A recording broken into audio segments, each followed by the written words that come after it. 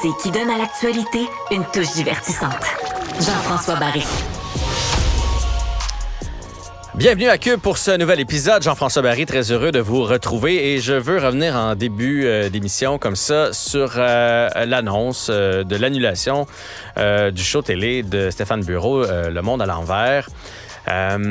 Hier, c'est sorti un peu tout juste avant que j'entre en ondes, donc j'ai commenté pendant le segment du 24 minutes, là, mais à chaud, et là, j'ai pu lire un peu plus aujourd'hui, hier soir, entre autres Stéphane Bureau, là, qui dit que c'est un précédent, qu'on fait volte-face comme ça, parce qu'on l'avait confirmé, puis là, finalement, à quelques semaines du début de la saison, on annule tout ça.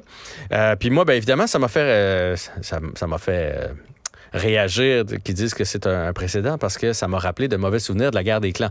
Si vous vous souvenez bien, la guerre des clans, lorsque ça a pris fin, on avait 120 émissions de confirmées et à moins de 2 semaines d'avis, on a annulé le show. Et j'avais soulevé ça, ce point-là. Je l'ai peut-être moins bien fait que Stéphane Bureau. C'était la première fois, genre, que je faisais comme une petite controverse dans les médias. Puis je suis pas bien bon là-dedans. Je suis pas bon pour me chicaner. Puis ça a sorti tout croche, tout de travers. Puis une des raisons pour lesquelles j'étais fâché, parce que je trouvais que, après toutes ces années, là, moi, ça faisait plus longtemps que Stéphane Bureau. Je trouvais que ça se faisait pas.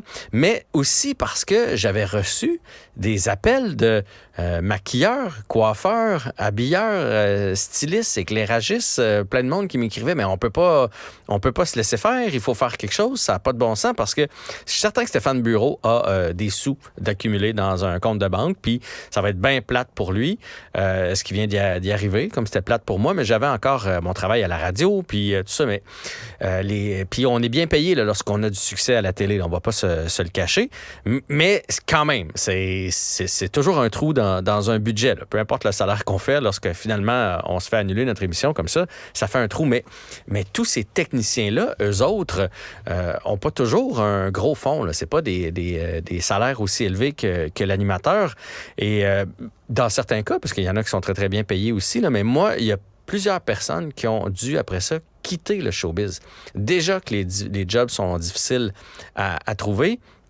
Il y a plein de monde là-dedans que je connais qui ont tout simplement abandonné, parce que là, ça c'est arrivé au mois de mai, là, genre, là, on devait tourner mai, juin, début juillet, donc en rafale. Donc évidemment, tu te prends pas d'autre travail. C'est ça qu'il faut comprendre du showbiz. Lorsque tu es, prenons l'exemple d'une maquilleuse, lorsqu'on te fait dire tu vas faire 60 émissions de la guerre des clans ou l'émission de Stéphane Bureau pour le prochain X semaines, ben tu te prends rien d'autre, parce que c'est exigeant, ou peut-être des petits contrats à gauche puis à droite, mais souvent c'est assez exigeant. Même chose avec les recherchistes, parce que tu as un meeting dans la semaine, donc c'est difficile de rentrer autre chose dans ton horaire. Fait que quand ça tombe, ben ça tombe. Puis tu sais, évidemment, là, nous autres, on est travailleurs autonomes. Tu n'as pas toujours l'assurance chômage, puis tout ce qui vient avec. Donc, il y a plusieurs personnes qui se sont trouvées des jobs pendant l'été et qui sont jamais revenus, finalement, qui ont changé de domaine, parce que le domaine est de plus en plus difficile.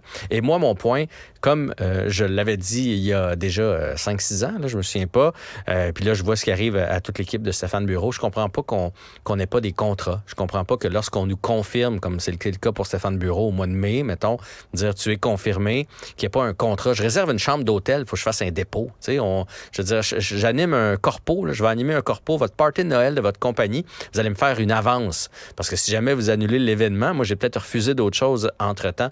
Je comprends pas qu'il n'y ait pas un contrat, puis que si jamais finalement on décide de ne pas renouveler cette émission-là, de ne pas la remettre en ondes, qu'il n'y ait pas une compensation pour les gens de l'équipe, parce que ces gens-là, là, les gens qui travaillent dans l'ombre, ont un syndicat.